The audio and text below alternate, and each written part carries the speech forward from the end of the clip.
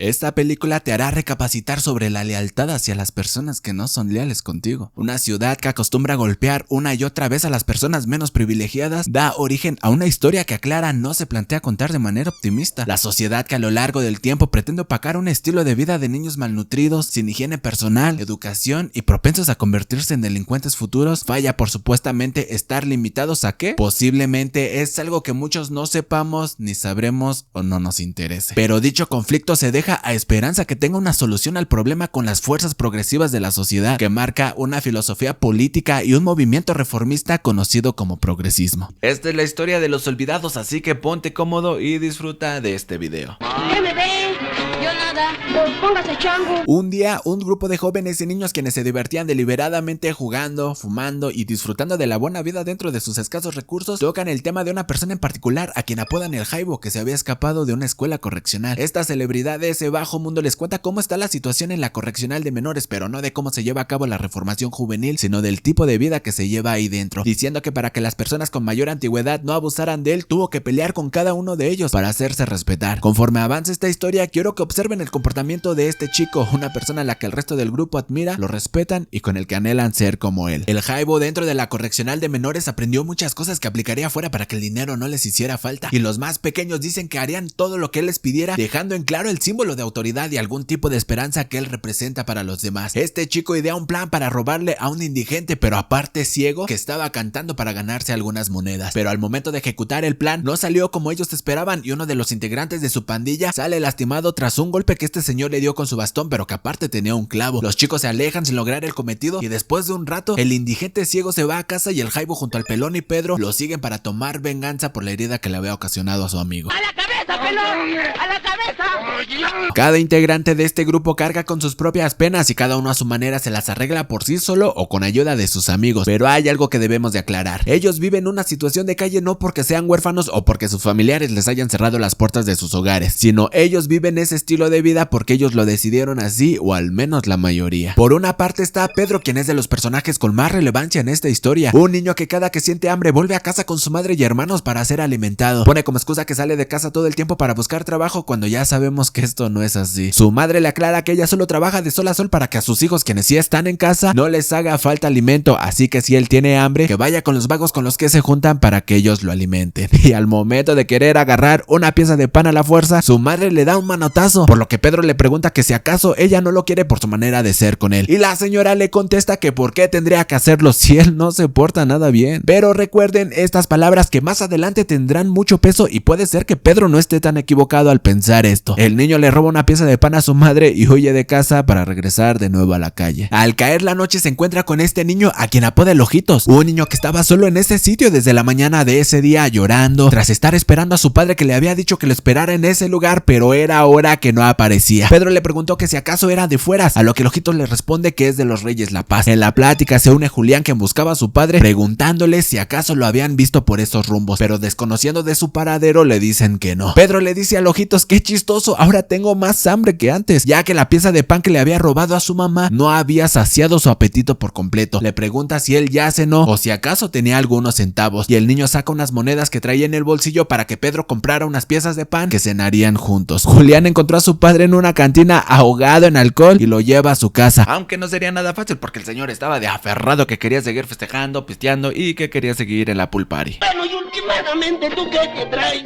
Ya empezó otra vez, jefe. Pedro se despide del Ojitos, pero el niño, sin tener a nadie ni dónde pasar la noche, prefiere seguir a este pequeño. Juntos llegan a la granja del abuelo del Cacarizo, donde también se encontraba el Jaibo. Los tres pasan la noche en la granja, mamándole la leche a la borrega, y al día siguiente el Ojitos vuelve al mismo lugar donde estaba esperando a su padre, mientras que el Jaibo y Pedro van a visitar a Julián, ya que el Jaibo y él tienen una cuenta pendiente porque supuestamente él fue quien lo delató, por lo que lo metieron a la correccional de menores, donde pasó un año entero. Pedro lo llevó hasta el sitio donde él trabajaba y Julián, sin esconderse, da la cara y lo confronta. Le aclara que él no lo delató y que cuando guste y se encuentre mejor podría darle su merecido, ya que él no quería sacar provecho de la ventaja por la supuesta lesión que el Jaibo tenía. Lesión que era una mentira, ya que él le había quitado su mascada a uno de sus amigos para poder simular esto. Tomó una piedra que escondió entre su brazo y la pañoleta, y cuando Julián le dio la espalda, aquel cobarde que solo ataca de esta manera le arrojó la piedra en la cabeza y lo seguía golpeando en el piso una y otra vez hasta que Pedro le pidió de favor que parara. Pero no siendo suficiente, le robó el dinero que él había ganado con su trabajo y y esfuerzo. Este acto de venganza le traerá muchos problemas a Pedro, a tal punto que deseará no haber estado en ese lugar y en ese preciso momento. De vuelta con el Ojitos hermosos, chiquitos y preciosos, él le comenzó a ayudar al ciego que cantaba. Le pregunta si sigue esperando a su padre y este señor le afirma que no van a regresar por él, dándole a entender que lo habían abandonado. Le dice que esto pasa muy seguido y qué tan alejado está de la realidad, ya que en casos recientes se dio a conocer una nota sobre el total de 7 bebés que se habían encontrado en la vialidad pública en Tapachula. No obstante a esto, se estima que más de 29,000 niños, niñas y adolescentes viven en orfanatos o albergues y cerca de 5 millones de niños mexicanos están en riesgo de perder el cuidado de sus familias por causas como pobreza, adicciones, violencia intrafamiliar o algún proceso judicial, esto tan solo en casos registrados. El señor ciego comenta que la razón es porque el país abunda en miseria y las bocas que alimentar estorban. Pero ¿de quién es la culpa? ¿Del gobierno por no dar oportunidades o ayuda a familias de escasos recursos? ¿O de las personas que, aunque siendo conscientes de sus limitadas riquezas, siguen procreando, destinando a su descendencia a este tipo de vida? Esta película se estrenó en el año 1950 y a inicios de este 2025, tras 75 años de diferencia, el tema del abandono, de la pobreza extrema y cualquier otro tema que margine una calidad de vida no ha tenido ningún cambio significativo, tomando en cuenta lo que se plantea en esta película sobre estar esperanzado a las fuerzas progresivas de la sociedad, como ya había dicho, el progresismo. El Ojitos junto a Don Carmelo, el señor ciego, llegan de visita a casa donde vivía el Cacarizo junto a su familia para hacerle una limpia con una paloma a la madre del Cacarizo, ya que no se encontraba muy bien de salud y la superstición de esta familia y sus creencias apuntaban a que la razón era porque le habían hecho un mal, refiriéndose al tema de la brujería. Pero el Ojitos le dice a Meche, esa niñita güerita que es su crush, que esas cosas no sirven, que si realmente se quisiera curar necesitaría un diente de muerto como el que él posee, que obtuvo tras encontrarlo en un panteón en una noche de luna llena. Dice que quien lo cargue nunca se enfermará y no podrán hacerle ningún trabajo de brujería, y para proteger a su amiga, el Ojitos le obsequia el amuleto a Meche para que nunca le pase nada y se retira junto a Don Carmelo. La pandilla reunida seguía haciendo de las suyas, atracando y quitándole sus pertenencias a personas más indefensas. Al momento de repartir el botín entre todos, el pelón llega a darles la noticia que Julián se encontraba muerto. Aunque desconocían quién le había quitado la vida, sabían que una persona fue la responsable por la causa de su muerte y el modo en el que lo encontraron. Todos van a la escena del crimen excepto el Jaibo y Pedro, que hablan sobre lo sucedido, pero solo para que el Jaibo amenazara a Pedro de no decir algo sobre que él mató a Julián, ya que involuntariamente era cómplice del crimen, por lo que le dice que si él cae lo arrastraría junto con él, dejando sin opciones al pequeño, pero no hacer lo correcto solo lo orillará a una vida de tormentos, traumas y pesadillas, muchas pesadillas.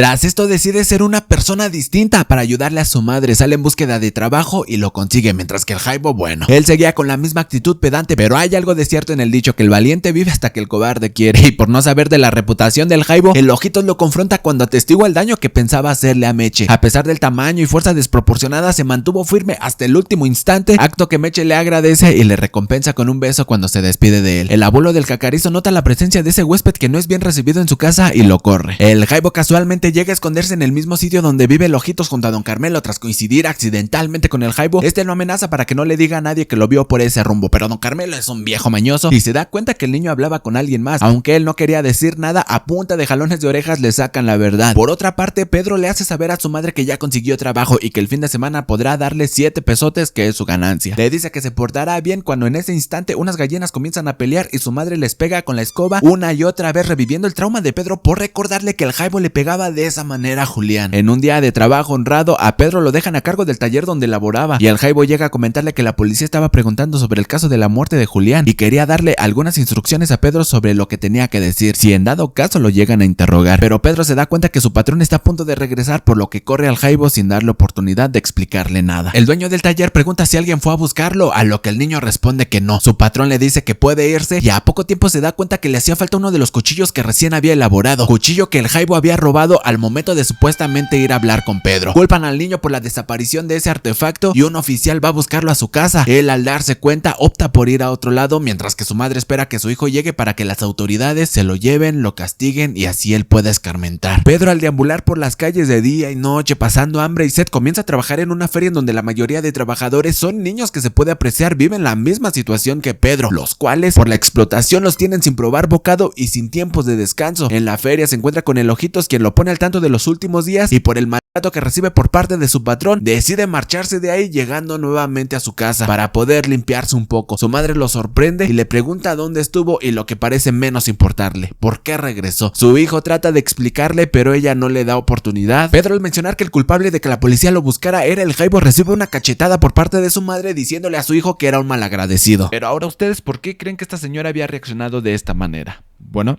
Regresemos unos instantes antes. Después de que el Jaibo fuera a ver a Pedro en la ferretería donde trabajaba y después de usar el cuchillo por lo que se le acusaba al niño de robo, fue a buscarlo a su casa para terminar la charla que tenían pendiente. Tras no encontrarlo, esperó por algún tiempo y regresaba a su casa aparentemente con el fin de encontrarlo y hablar con él. Pero las intenciones del Jaibo eran otras, ya que desde el primer día que fue a casa de Pedro, despertó un interés en la madre de su amigo, con la que se victimizó contando parte de su pasado tras haber crecido huérfano de padre y madre. A la señora la conmovió su historia y su mirada no dejaba mucho a la imaginación, ya que se puede ver que ella también siente atracción por el chico. Después de que una cosa lleva a otra y otra a otra, estas dos personas se involucran en un acto carnal, mi carnal. No es algo que solo se especule, sino que se dio a entender esto. La reacción ofensiva de esta señora se pueden dar por muchas cosas. La primera, por la desesperación que como madre puede estar sintiendo por el camino descarriado que lleva a su hijo tras pasar la mayoría del tiempo en la calle y sin estudios. Y ahora robando, aunque lo último no sea tan cierto como ella lo cree. Bueno, sí, pero no de lo último que se le acusó. Y el otro punto sería por el típico sobreponer los intereses carnales con su pareja a la credibilidad de la inocencia de su hijo por manchar su nombre al culparlo de un evento que su madre desconoce la veracidad de los sucesos. O incluso podrían ser las dos, y de esto nos vamos a dar cuenta más adelante, ya que tras recibir los golpes de su madre y todos los sentimientos que tenía reprimido tras presenciar la muerte de una persona y ser culpado de un delito que él no cometió, explota y se defiende, y aunque por el calor del momento quiso golpear a su madre, recapacita y le dice que no lo hará, pero aparte que acepta que ella lo lleve donde ella cree que él pertenece. La señora lo lleva al tribunal de menores y en este sitio quien dicta sentencia le dice que tras no poder comprobarle el delito no puede darle una condena, pero al ver que ella no es capaz de darle educación al niño le pide autorización para internarlo en la escuela. Tras aceptar, el licenciado le pregunta si quiere ver a su hijo, a lo que la respuesta de esta señora indignaría a cualquiera al decir que no. El licenciado le dice que a veces los que deberían de ser castigados deberían de ser los padres por no darles el amor ni el calor que sus hijos necesitan. Le hace la misma pregunta que Pedro le hizo a su madre. Parece que usted no quiere a su hijo. A lo que esta señora le responde: ¿Por qué lo voy a querer? Comenta las razones del porqué de su actitud y cuenta que cuando tenía tan solo 14 años de edad fue violentada y tras no poder defenderse quedó embarazada de Pedro, por lo que podemos ver que la frialdad con su hijo no se debía solo a la vida callejera que llevaba el niño, sino porque el pasado guardaba un secreto que se interponía al amor maternal por culpa de ese rencor y asco que sentía por ser ultrajada de esa manera. Hay algo que pasa cuando una persona quiere cambiar: o es una mentira, o su pasado no se los permite, o las personas que los rodean no quieren que tengas ese cambio. Aunque al principio le costó entender que el lugar donde él estaba no era una cárcel sino una escuela, el director logra ganar su confianza diciéndole que él era libre de salir y entrar cuando él quisiera, y le da dinero para que fuera a comprarle una cajetilla de cigarros. Pero con lo que Pedro no contaba era que el Jaibo lo interceptaría para preguntarle si acaso lo había echado de cabeza sobre la muerte de Julián o el cuchillo que él había robado, a lo que Pedro niega, por lo que se le cuestiona. El Jaibo ve el billete que el director le había dado a Pedro y tras no querer ir con él ya que él prefería regresarse a la escuela, le roba el dinero a quien decía ser su amigo. El Jaibo se sube a un camión y se aleja de ese lugar, pero Pedro se levanta del suelo y corre detrás del camión, pero se da por vencido tras no poder alcanzarlo. Como si nada hubiera pasado, el Jaibo había ido a encontrarse con sus amigos, donde también llega Pedro molesto por todas las malas jugadas que su supuesto amigo le había hecho. Y si se acuerdan que les había dicho que el valiente solo vive hasta que el cobarde quiere, esta escena es el claro ejemplo de aquel dicho tan famoso y tan cierto. Desde el principio se nos presentó al Jaibo como una persona que representaba todo lo negativo que hay en la sociedad, todo lo que uno no debería de aceptar en una amistad y cómo un líder no debería de actuar. Antes de que él llegara al grupo de chicos no se metía en problemas, pero desde que él tomó el mando, este grupo comenzó a cometer actos vandálicos e ilegales, pero algo muy curioso era que su modo de operar trataba sobre robar y hacerle daño a personas discapacitadas o más chicas que él, porque al momento de enfrentar a una persona que estuviera a la par en fuerza y estatura, su única manera para hacerle frente era atacando por la espalda. Y Pedro, la otra cara de la moneda en esta historia, un niño de entre 12 y 14 años de edad quien seguía firmemente las órdenes del Jaibo, que incluso dijo que haría lo que él le pidiera. Fue testigo del delito que su ídolo cometió y su lealtad hacia él nunca se puso en duda, aunque su conciencia o el remordimiento lo torturaran para que hablara. Después pagó los platos rotos de otro delito que él no había cometido y aún así su lealtad hacia esa persona nunca flaqueó. Un niño que sí sabía ser amigo y daba la cara por los demás trató de enderezar su camino, pero esa oportunidad le fue arrebatada. Y tras desear esa oportunidad con tanta fuerza enfrentaría a aquella persona cobarde que solo acostumbraba a tomarle el pie a quien le brindara la mano. El Jaibo y Manuel comienzan a pelear. El Jaibo, por ser más grande que el pequeño, tenía la ventaja, pero sin importarle a Pedro se defendía y atacaba con coraje y valentía, respondiendo cada golpe y buscando la manera de estar a la par de su contrincante, sin importarle la edad, el tamaño o la fuerza. Entre la pelea se le cae el cuchillo que el Jaibo había robado y por lo que se le acusaba a Pedro de ratero, y con aquella arma retaba al Jaibo a que la pelea siguiera, ya que él, sabiendo de su modo cobarde de atacar por la espalda, le dice que él no se dejaría matar a traición como lo había hecho con Julián. El Jaibo niega una y otra vez, por lo que se le acusa y Pedro confiesa todo frente a las personas que espectaban la pelea. Una señora pide llamar a la policía y todos corren para no ser involucrados en ese delito. Pero antes de marcharse, el Jaibo amenaza a Pedro una vez más que le va a pagar la traición que acababa de cometer. Pedro llega a casa de don Carmelo porque sabía que en ese lugar estaba el Ojitos y podía preguntarle por la ubicación exacta donde el Jaibo se escondía. En ese mismo momento llega Carmelo y Meche, pero siendo una persona más que maltrataba a los niños, comienza a pegarle al Ojitos por esconder a Pedro, pensando que le querían robar parte de sus pertenencias. Los niños salen de esa casa y el Ojitos decide emprender su camino por sí solo para buscar a su padre. Meche se despide de él dándole un peso para que pueda comprar algo de comer y regresándole el diente de muerto que anteriormente le había obsequiado para que lo cuidara y no le pasara nada. Mientras tanto, la policía llega a buscar al Jaibo en su escondite gracias a que don Carmelo lo delató, pero tienen que esperar por un momento ya que él no se encontraba todavía en ese lugar, ya que él estaba en la granja del abuelo del Cacarizo escondiéndose. Lamentablemente en ese mismo lugar llega Pedro y es sorprendido por el Jaibo, que no espera ni un segundo más para cobrar la amenaza que le había hecho al niño. Se lanza a él golpeándolo en veces repetidas tal y como lo hizo con Julián, le quita la vida a Pedro y huye de la escena del crimen. Meche y su abuelo encuentran el cuerpo del pequeño y Meche dice que sabe quién es el responsable, pero su abuelo le dice que es mejor callarlo y deshacerse del cuerpo del niño para que ellos no tengan relación alguna con lo sucedido. Por otro lado, el Jaibo regresa a su escondite, pero ahora él es sorprendido por la policía, se dispone a escapar y los oficiales le disparan, terminándose así su suerte y pagando con su vida las vidas que él había arrebatado. La película finaliza con Meche, su abuelo y un burro llevando el cuerpo de Pedrito en un basurero donde lo desechan, mientras que su madre penaba por las calles buscando a su hijo sin saber que él ya se encontraba sin vida y que nunca más lo volvería a ver. De mi parte sería todo. Si te gustó el video, recuerda que puedes suscribirte y activar la campanita de notificaciones para que YouTube te avise cuando suba un nuevo video. Si te gustaría que resumiera alguna película o alguna serie, déjamelo en los comentarios y yo con mucho gusto trabajaré en ello. Yo soy Chris, espero que te encuentres de lo mejor, te mando un fuerte abrazo y nos vemos para la próxima.